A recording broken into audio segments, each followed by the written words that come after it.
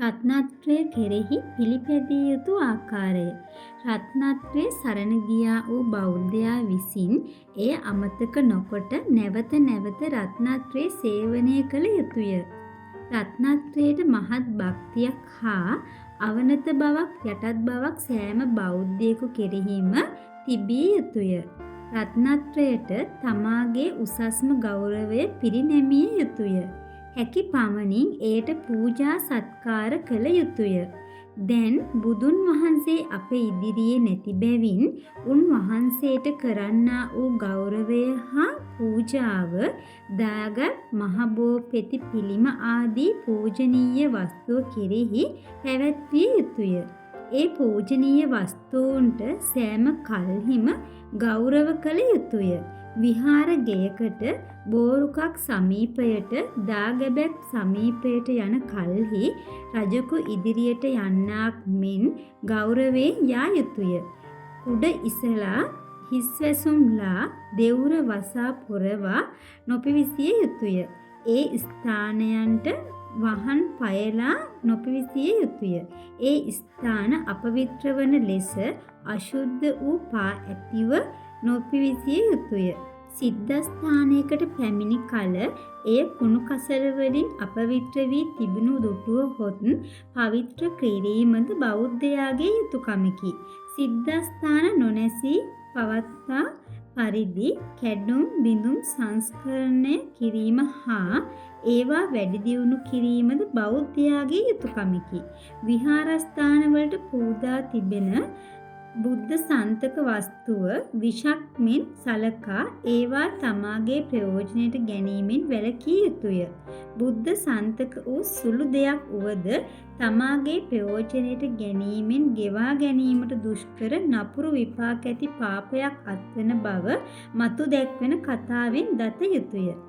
පෙර මේ ලක්දිව රුහුණු රට දීගාවුක නම් චෛත්‍යයකට කොඩියක් කොට පිදු වස්ත්‍රයක් සුළඟින් කැඩී ගොස් එක් කුඹුරකට වැටුණේය. ඒ වස්ත්‍රයේ කොනක චෛත්‍යයට පුදන ලද බවද ලියා තිබුණේය. කෙත් හිමියා කෙත බලා ඇවිදිනුයේ ඒ වස්ත්‍රයේ දැක එයගෙන චෛත්‍යයට පිදූ දෙයක් බව දැනම අකුරු ලියා තිබූ කොන ඉරා දමා පොරවා ගත්තේය. පසු කලක හේ කාලක්‍රියා කොට ඒ පව නිසා ගිනියම් වූ යපටින් වෙලුණු ශරීරයක් ඇති ප්‍රේතයෙක් විය. ඔහුගේ ශරීරය නිරන්තරයෙන් දැවෙන්නේය. ඔහුට හිඳගන්නටද නිදාගන්නද නොපුළුවන. ඉතා අමාරුවෙන් තැනකින් තැනකට යෑම පමණක් ඔහුට කළ හැකිය. එක් දවසක් මධ්‍යම රාත්‍රියේදී ඒ ප්‍රේතයා භික්ෂූන් වහන්සේ කෙනෙකුන් සමීපයට පැමිණ තමාගේ දුක කියා සිටියේය. ඔහුගේ බස් අසා සංවේගයට පත් භික්ෂූන් වහන්සේ තට මේ දුකින් මිදීමට කුමක් කෙරෙම්දැයි විචාලහ. දීගාවුක නම් චෛත්‍ය රාජයා හට කොඩි 1000ක් පිදුවහොත් මේ දුකින් මිදිය හැකියයි ප්‍රේතයා කීය. තෙරුන් වහන්සේ පසුදින ප්‍රේතයා කෙරෙහි මහත් අනුකම්පාවෙන් වස්ත්‍ර සොයා කොඩි 50ක් කොට චෛත්‍ය රාජයාට පුදා පින් පැමිණ වූහ. එදින රාත්‍රියේ ප්‍රේතයා පැමිණි හිසින් අටගුලක් පමණක් යටපටින් මිදුණු බව තෙරුන් වහන්සේට සැලකලේය. තෙරුන් වහන්සේ දෙවන දිනෙහි කොඩි 50ක් පුදා ප්‍රේතයාට පින් පැමුණූහ. එයින් තවත් අටගුලක් ප්‍රේතයාගේ ශරීරයේ යපටින් මිදුණේය. මෙසේ තෙරුන් වහන්සේ දිනෙන් දින වස්ත්‍ර සොයා චෛත්‍යයට කොඩි පුදමින් දහස සම්පූර්ණ කළ සේක. කොඩි 10 සම්පූර්ණ වූ කල්හි ප්‍රේතයා සම්පූර්ණයෙන් යපටින් මිදී සැපවත් විය. බුද්ධ සන්තක වස්තුව ගැනීමෙන් වන විපාකයේ බරපතලකම මේ කතාවෙන් තේරුම්ගෙන පරිස්සම් වෙත්වා. ධර්මයේ වස්තුවක් වශයෙන් පෙන්වන්නට ඇති දෙයක් නොවන බැවින් ධර්මයට කරන පූජාව ධර්මයන් ධර්ම කතිකයන් කෙරෙහි කළ යුතු බව තථාගතයන් වහන්සේ වදාළ සේක. එබැවින් ධර්මයට පුදනු කැමැතියන් විසින් ඒ දේ ධර්ම පූජා වශයෙන් ධර්මදරයන් වහන්සේලාට ධර්ම කතිකයක් වහන්සේලාට පිදිය යුතුය. ධර්මයේ ලියා තිබෙන්නා වූද මුද්‍රණය කර තිබෙන්නා වූද පොත්පත් ධර්ම චෛත්‍යෝය. ධර්මයට ගරු කිරීමක් වශයෙන් ඒවාටද වැඳුම් පිදුම් කළ හැකිය. ධර්ම දේශනය කරන කල්හි ඊතා ගෞරවයෙන් ඒ ඇසිය යුතුය. උස්සසුන් වල හිඳ බණ ඇසීමද ධර්ම කතිකයන් වහන්සේට පිටුපා බණ ඇසීමද ධර්ම කතිකයන් වහන්සේ දෙසට පා දිගු කරගෙන හිඳ බණ ඇසීමද ධර්මයට කරන අගෞරවය. තවද ධර්ම දෙසන තැනක ඒ නොඅසා අන් වැඩක යෙදීමද බණ අසන අන්‍යයන්ට බාධා විය හැකි පරිදි කතා කිරීමද ධර්මයට කරන අගෞරවය. ගෞරවයෙන් බණ ඇසීම පිනක් වන්නාක් මෙන් ධර්මයට අගෞරව කිරීම පාපයක් වන බව දත යුතුය. තථාගත ධර්මය පිරිහෙන්නට නොදී ආරක්ෂා කිරීමද බෞද්ධයාගේ යුතුයකමකි. ධර්මයේ ආරක්ෂා වීමට කළ යුතු දේ නම් දහම් පොත්පත් සුලභ කිරීමය. ධර්මචාර්යවන්ට හා ධර්මයේ උගන්වන්නන් ශිෂ්‍යයන්ට අනුබල දීමය. ධර්ම දේශනා මාර්ගයෙන් මහජනයා අතර ධර්ම පතුරවාලීමය යන ආදියයි. සංඝ රත්නයට අයත් භික්ෂූන් වහන්සේලා කෙරෙහි සෑම කල්හිම මෛත්‍රී සහගත සිත පැවැත්විය යුතුය. සර්වඥ ශාසනය ගෙන යන්නා වූ උන්වහන්සේලාට උපකාර කළ යුතුය. උන්වහන්සේලාගේ සුවදුක් ගැන කල්පනා කළ යුතුය. උන්වහන්සේලාට සෑම කල්හිම ගෞරව කළ යුතුය. උන්වහන්සේලා දුටු විට හුනස්නෙන් නැගිටිය යුතුය. උන්වහන්සේලා ඉදිරියේ උස්සසුන් වල නොහැඳිය යුතුය. වහන් පයලා හිස්වැසුම්ලා නොසිටිය යුතුය. උන්වහන්සේලා හා කතා කරන කල්හි ගිහියන් හා කතා කරන්නාක් මෙන් කතා නොකොට හාමුදුරුවන් වහන්සේ ස්වාමීන් වහන්සේ යනාදී වචන වලින් ගෞරවයෙන් කතා කළ යුතුය. නැති තැන්හිද උන්වහන්සේලාට අගෞරව වන වචන වලින් කතා නොකළ යුතුය. බෞද්ධයා විසින් නිතර භික්ෂූන් වහන්සේලාගෙන් අවවාද අනුශාසනා ලබා ගත යුතුය. භික්ෂූන් වහන්සේලා ආශ්‍රය කිරීමේදී උන්වහන්සේලා හා අධික මිත්‍රත්වයට නොපෙමින ගින්න ආශ්‍රය කරන්නාක් මෙන් පරිස්සමින් ආශ්‍රය කළ යුතුය. භික්ෂූන් වහන්සේ හා අධික මිත්‍රත්වයට පැමිණියහොත් උන්වහන්සේ කෙරෙහි ගෞරවය නැතිවීමෙන්ද සංඝ සතුදෑ තමාගේ ප්‍රයෝජනයට ගන්න පුරුදු වීමෙන්ද අපාගත විය හැකිය. නපුරු නොමනා අදහස් ඇති දුස්සීල භික්ෂූන් ආශ්‍රයෙන් වැළකී යුතුය.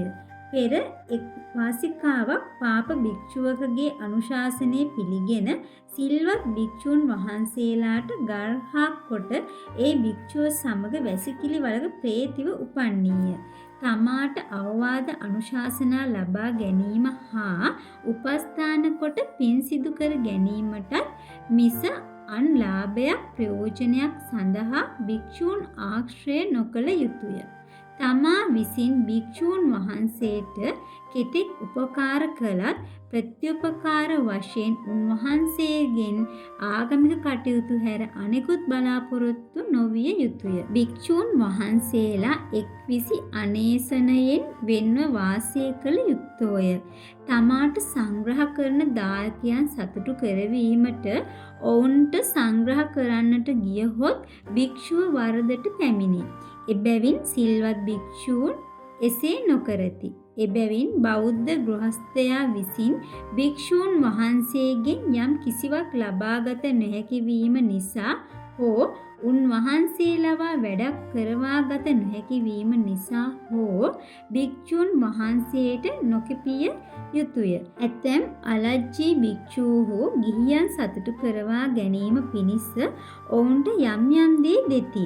ඔවුන්ගේ වැඩ කර දෙති. ආගම නොදත් බෞද්ධයා ඒ ගැන භික්ෂුව කෙරෙහි පහදී.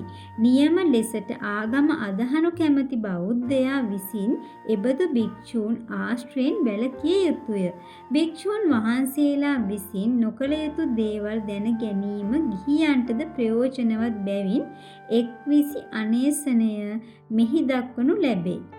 එක ගිහියන් සතුටු කරවනු පිණිස සංඝ සතු වූ හෝ තමා සතු වූ හුනුලී ඔවුන්ට දීම. 2. මංගල්‍ය මංගලාදී කටයුතු වලට ගිහියන්ට මල් දීම. 3. පොල්ලතු තල්ලතු ආදී පත්‍ර වර්ග ගිහියන්ට දීම. 4. පොල් පුවක් ආදී ගෙඩි ಜಾති දීම. 5. දැහැටි දඬු දීම. 6. මුව දෝන පැන් දීම. 7. නහන පැන් දීම. 8. ඇඟ ගල්වන සුණු වර්ග සබන් වර්ග දීම. 9. ගෙවල් සකස් කර ගැනීම ආදියට මැටි දීම. 10. තමා පහත් තන්හි තබා ගිහියන් උසස් කොට සිත් ගැනීම සඳහා කතා කිරීම. 11. ගිහියන්ගේ සිත් ගැනීම සඳහා බොරු සැබෑ මිශ්‍ර කොට කතා කිරීම. 12. හිස පිරිමැදීම ආදීන් දායකයාගේ දරුවන් හුරතල් කිරීම. 13. ගිහියන්ගේ පණිවිඩ ගෙන ගමින් ගමට යෑම. 14. වෙදකම් කිරීම. 15. ගෙන්ගෙට ගිහියන්ගේ පණිවිඩ කීම. 16. ගිහියන්ට වැඩ කර දීමට යෑම. 17. තමාලත් යහපත් දේ ගිහියන්ට දෙදී ඔවුන් සතු දේ තමා ගැනීම. 18. ගිහියන්ට ලාභාශයෙන් අල්ලස් දීම. 19. ගෙබිම් ආදිය දැක්වීම. 20. නැකත් කීම. 21. ශරීර ලක්ෂණ බලා පලාපල කීම. මේ කරුණු 20 අනේසන නම් වෙති. මේවායින් වැළකී සිටින සිල්වත් භික්ෂූන්ට ගිහියනට ආමිෂයෙන් සංග්‍රහ කිරීමට ඉඩක් නැත. ගිහියන් විසින් සංඝ සන්තක වස්තුව තමන්ගේ ප්‍රයෝජනයට ගැනීමෙන් හා කිලිටි කිරීම ආදියෙන් ඒවාට හානි කිරීමෙන්ද වැළකී යුතුය. පෙර එක් මිනිසෙක් සංඝ සන්තක තෙල් සංඝයාගේ අවසර නැතිව ඇඟ ගල්වාගත් පවින් නරකයෙහි බොහෝ කල් දුක් විඳ ඉන් මිදී ගයා පොකුණ සමීපයේ කටුමැටි බිත්තියක් බඳු රළු ශරීරයක් ඇති යක්ෂයෙක් වූයේය. කාශ්‍යප බුදුන් වහන්සේගේ කාලයේදී එක් ගොවියෙක් කුඹුරු සාමින් සිට නොනා වන අසන්නට ගොස් ඇඟ තැවරූ තිබූ මණ්ඩින් සංඝ සතු බුමුතුරුණු අපවිත්‍ර කොට ඒ පවින් බොහෝ කල නරයේ පැසී ඉන් මිදී ගයා පොකුණ සමීපයේ ඉදිකටු බඳු ලොම් ඇති යක්ෂයෙක්ව උපන්නේය. මෙයින් දෙඅණු වන කප පුස්ස නම් වූ බුදුන් වහන්සේගේ කාලයේදී සංඝ සතු දංකේ සූවාසු දහස් දෙනෙක් අප බුදුන් සමේත ප්‍රේතෙන්ව විසුවෝය. සංඝ සන්තක වස්තු ගැනීමේ හා එයට හානි කිරීමේ විපාකවල බරපතලකම කියන ලද කතාවලින් තේරුම්ගෙන එයින් පරිස්සම් වෙත්වා. භික්ෂූන් වහන්සේලා වනාහි තමනට වරද කළ අයගෙන් පලිගන්නට නොයන ඉවසන ස්වභාවය ඇති සත්පුරුෂ පිරිසකි. එබැවින් ඇතැම් දුෂ්ට පෞකාරයෝ බියක් සැකක් නැතිවම භික්ෂූන් වහන්සේලාට අපහාස කරති, චෝදනා කරති. සමහර විට ඔවුහු භික්ෂූන් වහන්සේලාට ගර්හා කිරීමෙන් තමාගේ පණ්ඩිතකමේ අංගයක් කොට සලකති. එක් භික්ෂුවකට මුත් අගෞරව කිරීමෙන් මුළු සංඝ රත්නයටම අගෞරව කරා වන්නේය. එය මහත් වූ පාපයකි. ධාර්මික ශ්‍රමයන් වහන්සේලාට අගෞරව කිරීම, චෝදනා කිරීම, අලාභ හානි කිරීම මහා නරකයන්හි දීර්ඝ කාලයක් දුක් විඳීමට හේතු වන බරපතල පවක් බව දක්වා තිබේ. සමහර විට එහි විපාකයේ මෙලොවදීමද ලැබෙන්නේය. එයින් වන්නා වූ අනිෂ්ට විපාක සමහර විට කළ තැනැත්තා පමණක් නොව ඔහුගේ දරු මුණුබුරන්ටද විඳින්නට සිදුවේ. එබැවින් තථාගතයන් වහන්සේ විසින් කොසොල් රජතුමාට මේ වදාරන ලදී.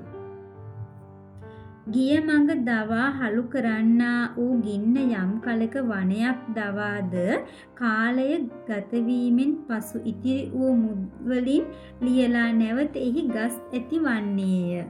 සිල්වත් වූ භික්ෂූ තෙමේ තමාට වරද කළ කෙනෙකු තමාගේ තේජසින් යම් කලක දවාලද එකල්හි ඔහු පමණක් නොව ඔහුගේ දරුවෝද ගව මහිසාදී සත්වයෝද නස්නාහ. ඔහුගේ ධනයේ උරුමකාරයෝ නොලබන්නාහ. සිල්වත් භික්ෂූන්ට වරද කිරීමෙන් ඒ භික්ෂූන්ගේ සීල තේජසින් දවනු ලැබූ ඔව්හු දරුවන් නැත්තාහු උරුමකාරයන් නැත්තාහු අක්සුන් තල් රුක් වැනි වන්නාහ. එබැවින් තමාගේ අර්ථය දක්නා වූ පණ්ඩිත පුරුෂ තෙමේ සර්පයා කෙරෙහිද ගින්න කෙරෙහිද රාජකුමාරයා කෙරෙහිද සිල්වත් භික්ෂුව කෙරෙහිද මනාකොට හැසිරෙන්නා යනුයි. භික්ෂුන් වහන්සේ වනාහි නාගාදීන් මෙන් ස්වකීය තේජසින් අන්‍යයන් දවන්නා වූ කෙනෙක් නොවෙති. උන්වහන්සේ බනින්නාහට පෙරලා නොබනින්නා වූ කලහකට එන්නා හා කලහකට නොයන්නා වූ සංසුන් පැවතුම් ඇත්තා වූ ඉවසන්නා වූ කෙනෙකි. ගුණවත් වූ උන්වහන්සේට අපරාධ කිරීමෙන් මහත් වූ පාපයක් අත්කර ගැනීමෙන් තෙමේද දැවෙන්නේය. දුකට පත්වන්නේය. බුදුන් වහන්සේ භික්ෂු තෙම අපරාධකාරයාව තමන්ගේ තේජසින් දවන්නේ යැයි වදාළේ භික්ෂුව නිසා අපරාධකාරයා දැවෙන බැවිනි. වරද කරන්නා වූ භික්ෂූන්ට අපහාසාදි කිරීමෙන් පවක් නොවෙතැයි ඇතමුන් සිතතත් එය එසේ නොවේ. කෙතරම් දුශ්ශීල භික්ෂුවට වුවද අපහාස කිරීම නුසුදුසුය. එබඳු භික්ෂූන් ගැන ගිහියන් විසින් කළ යුත්තේ වර්ජනය කිරීම. ගිහියන්ට අලාභ කිරීමට උත්සාහ කරන්නා වූද ගිහියන්ට අනර්ථ කිරීමට උත්සාහ කරන්නා වූද ගිහියන්ට ආක්‍රෝෂ පරිභව කරන්නා වූද ගිහියන් හා බිඳවන්නා වූද බුදුන්ගේ අගුණ කියන්නා වූද ධර්මයේ අගුණ කියන්නා වූද සංඝයාගේ අගුණ කියන්නා වූද හැසිරීමට නුසුදුසු තැන්වල දක්නා ලැබෙන්නා වූද භික්ෂූන් හට කැමති නම් අප්‍රසාදය දැක්වීමට තථාගතයන් වහන්සේ විසින් උපාසකවරුන්ට අනුදැන වදාර තිබේ. අප්‍රසාදය දැක්වීම යනු ඒ භික්ෂූන්ට ගරහා කිරීම නොව. දුටු කල හුනස්නෙන් නොගැනී සිටීම, පෙර ගමන් නොකිරීම, නොඇඳීම, දන් නොදීම යන මේවායින් තමන්ගේ නොසතුට දැක්වීමය. මෙතෙකින් රත්නත්‍රය කෙරෙහි පිළිපැදිය යුතු ආකාරය සැකෙවින් දැක්වීම නිමි. සාදු සාදු සාදු